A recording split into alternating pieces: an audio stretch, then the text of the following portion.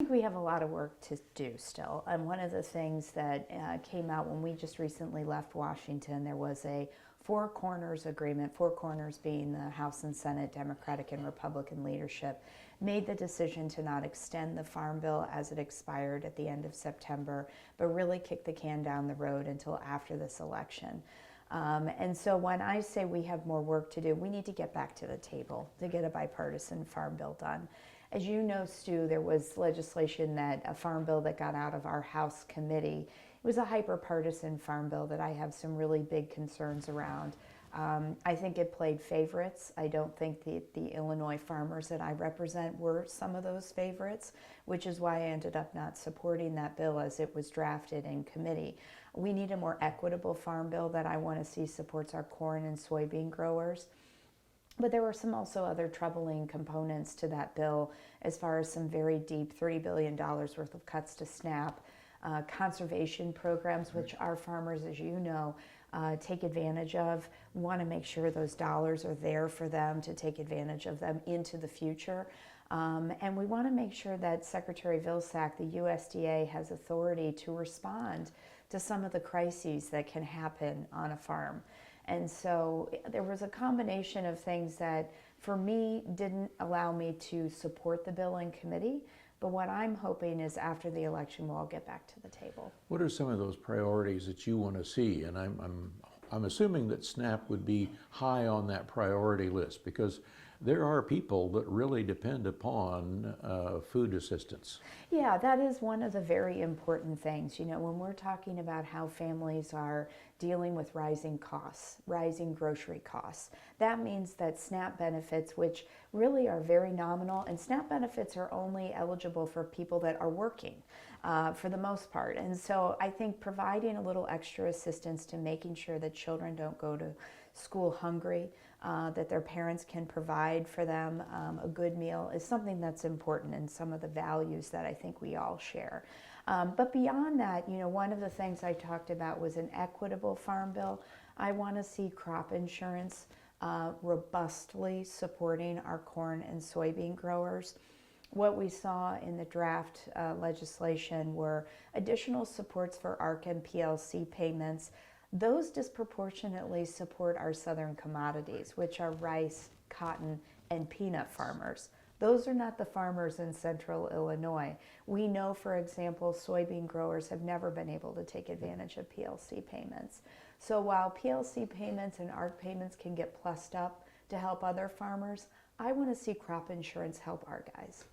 So what would happen to crop insurance?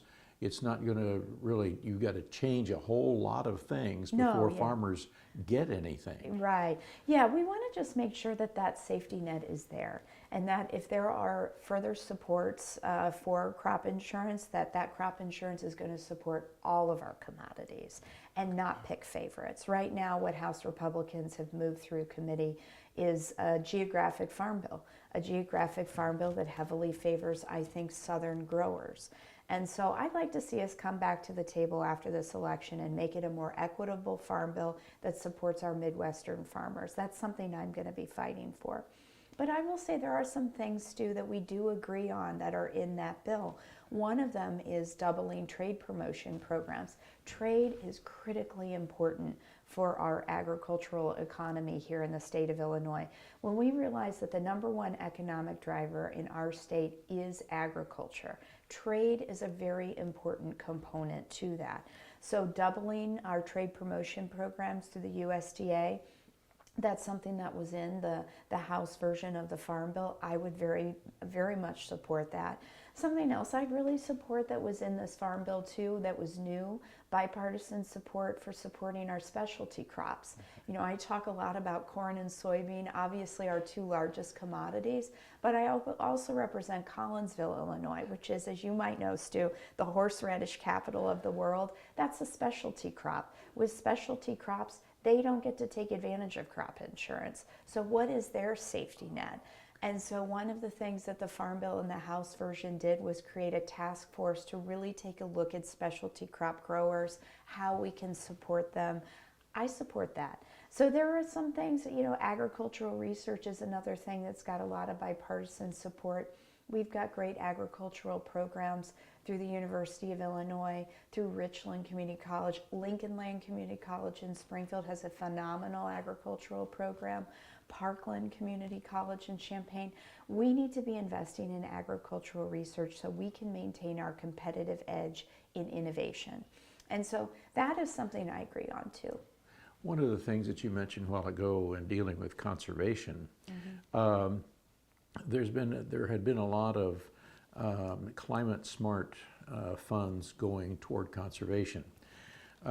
Chairman Harris of the Ag Appropriations Subcommittee says we're not going to see any of the climate smart type funds go anywhere. He says it's got to go someplace else.